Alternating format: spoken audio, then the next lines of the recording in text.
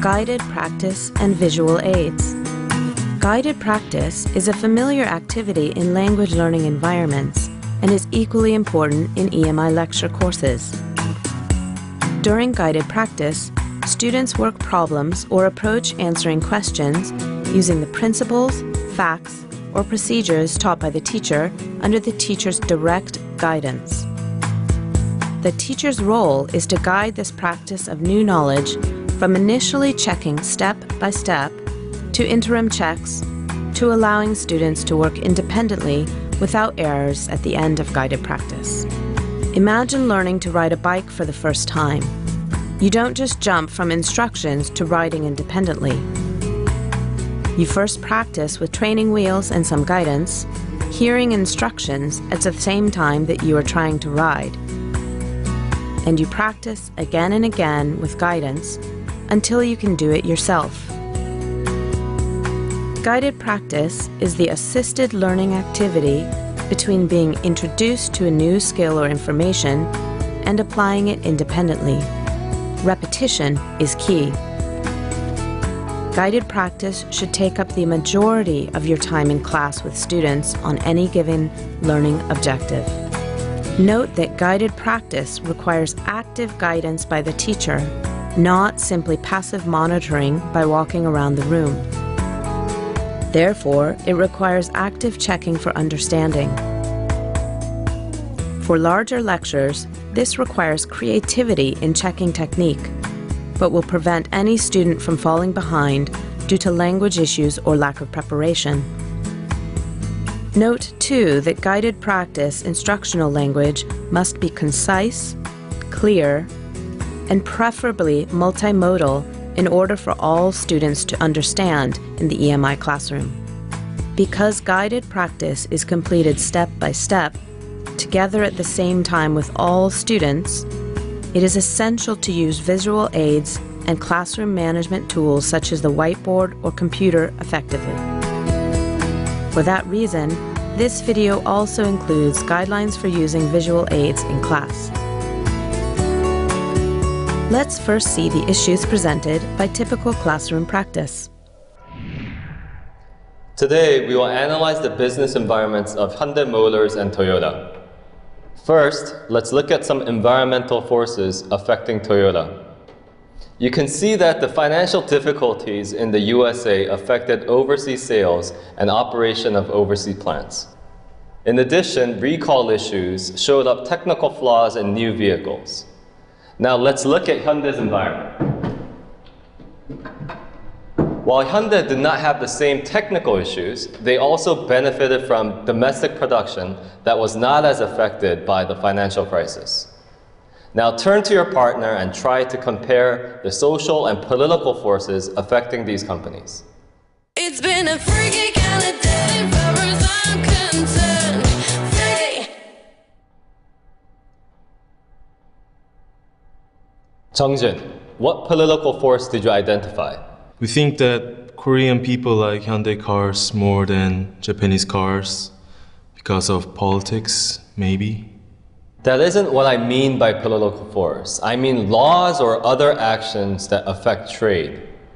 Does anyone else have an answer?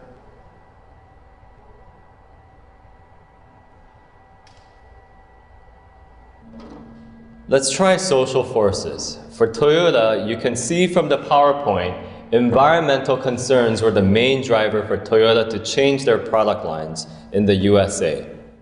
It's been a freaky kind of day, far as I'm concerned. Freaky. Unguided practice lacks instruction on methodology or concrete facts and definitions. In this example, students do not recognize the method the teacher is using to evaluate information, which is not made clear in her speech or her visual aids. She also does not remind students the definition of environmental forces, relying heavily on their English fluency and vocabulary recall. In an EMI classroom, without method practice and definition reminders, most students will be lost. For this reason, students cannot answer simple problems to engage in practice. Their training wheels have been removed too quickly, so it is no surprise that they fall. Furthermore, they do not internalize the definitions or learn the methods of the teacher, so cannot develop higher-order skills of applying definition and method to other problems. Guided practice is instrumental in cementing the methods and information that are the foundation of advanced learning. Let's examine the elements of effective guided practice. Guided practice proceeds in 3 stages. First is step-by-step initial guided practice. At this stage, practice is conducted by the teacher carefully, reminding students of definitions and methodology at every step, checking their work. Initial guided practice is conducted with the entire class in sync. The class does not move ahead until every student can execute the step, either alone or in pairs. Next is intermediate practice, where students continue their practice with the teacher checking only interim steps. It is important to stop at key steps and ensure the entire class is together and to answer questions. Finally, the teacher closes guided practice and releases students for independent practice in the classroom or as homework or assignments. Guided practice should include examples of every type of question that will be included in independent practice, quizzes, and exams. Let's follow a teacher as she conducts effective guided practice.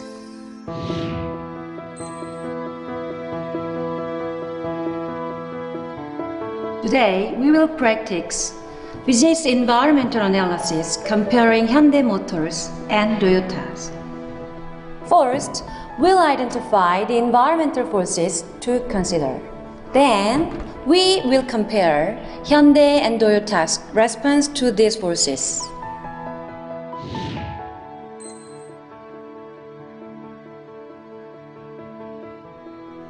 Take out a piece of paper like this.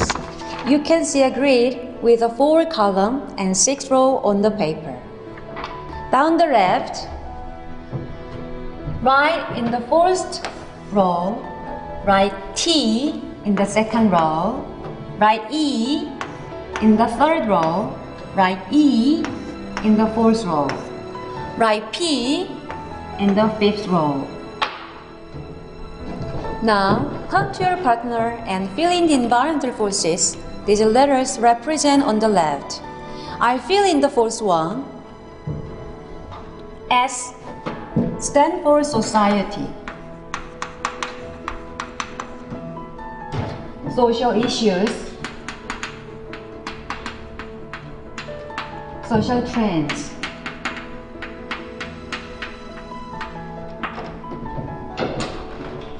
You fill in the rest in pairs. I'll call on one random pair in 1 minute to check.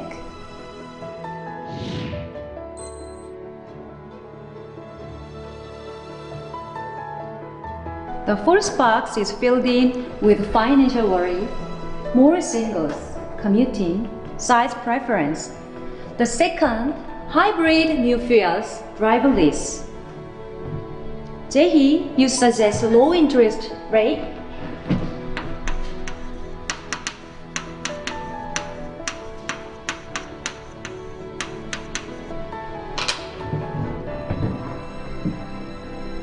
Everyone write low interest rate in the box, okay? Low interest rate. Now, check with your neighbor. Did they write low interest rate? Check. Their table looks like this. Correct it if it doesn't. Okay. Another pair, what do we have? Abenomics in Japan, government stimulus.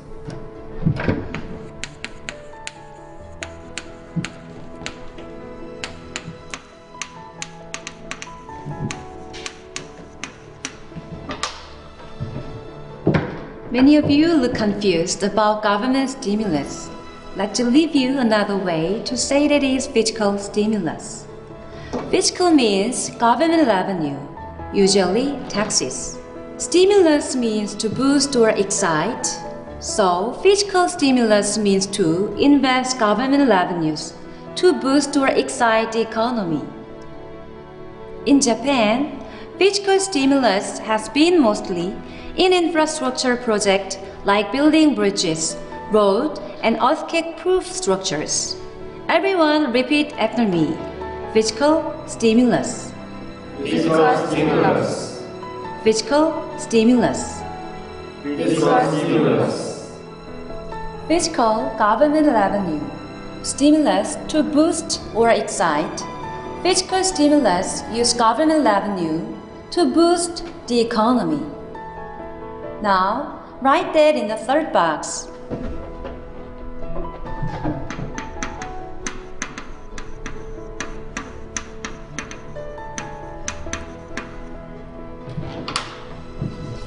Fiscal stimulus. Check. Your neighbor has it written down. It should look like this.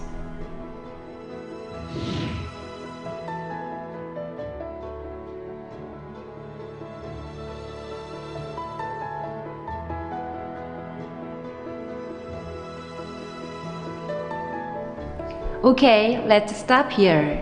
Before we discuss Hyundai and Toyota, please leave your terms in the table column 2 individually. Circle any term you don't understand. Make sure your table matches what is on the board. Everyone's table should be the same. You have 2 minutes.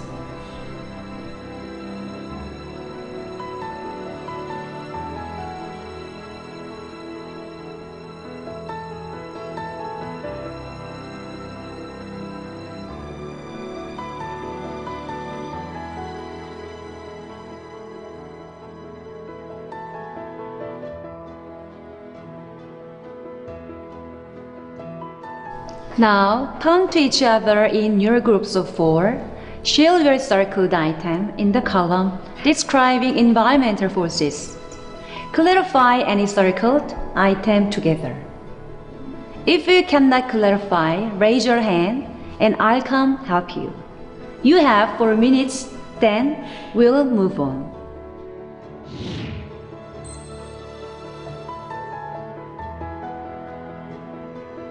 Now that we've thoroughly compared Toyota and Hyundai, let's look at the environmental forces affecting GM.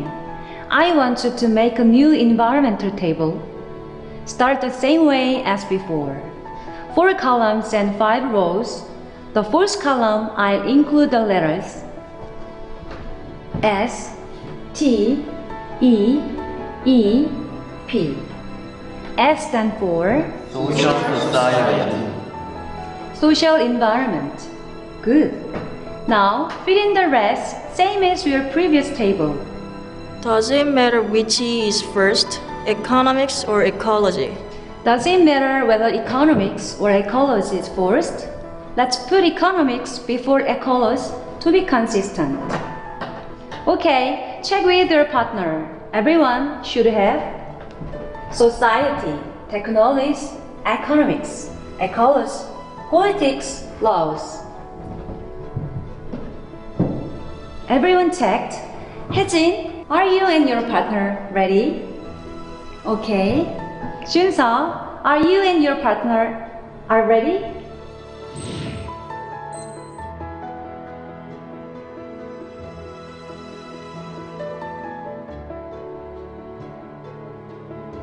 Now in pairs, leave your items from the Toyota Hyundai table. Copy over environmental forces to the new table. So, for social, I copy over commuting, financial worry. Social forces. Now, you copy over the other important environmental forces for GM. You have 3 minutes.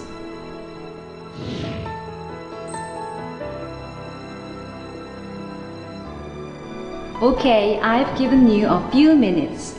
The case discusses 5 different aspects of economic forces and GM. Let's pause here and check we all have the same points. Jiwan and Minnie, tell me the 5 economic aspects from the case.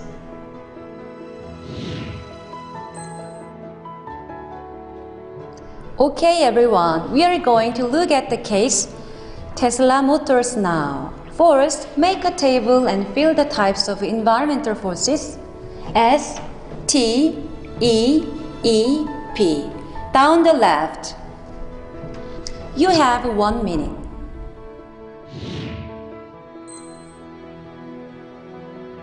Okay, we are checking your environmental analysis of Tesla, politics, and laws. We discuss ALPA and ATVM and the U.S. Department of Energy $465 loan. Minsu mentioned legal battle in Missouri and restrictions. Minsu, can you explain more to the class?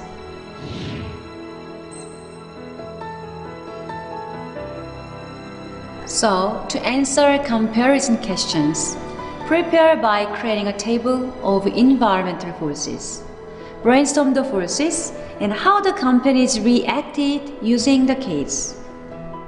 Now, your homework includes some multiple choice questions based on course 5 forces analysis. I give you sample questions in a minute. Let's first review how to deal with those. First, make a 5-area diagram for each of the 5 forces. I like to start in the middle because it helps me remember. The competitive force inside the middle is Inside industry competition. good. Inside industry computers.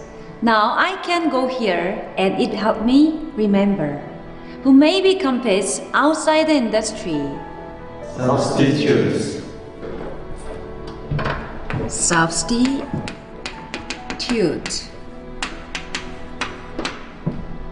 New entrants. New entrants.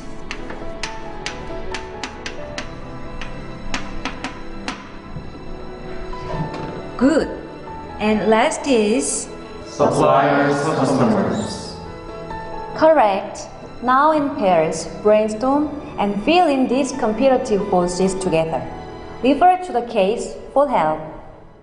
In guided practice, the teacher plays an integral part in helping students truly learn material, methods, and concepts to the point where they can apply them independently.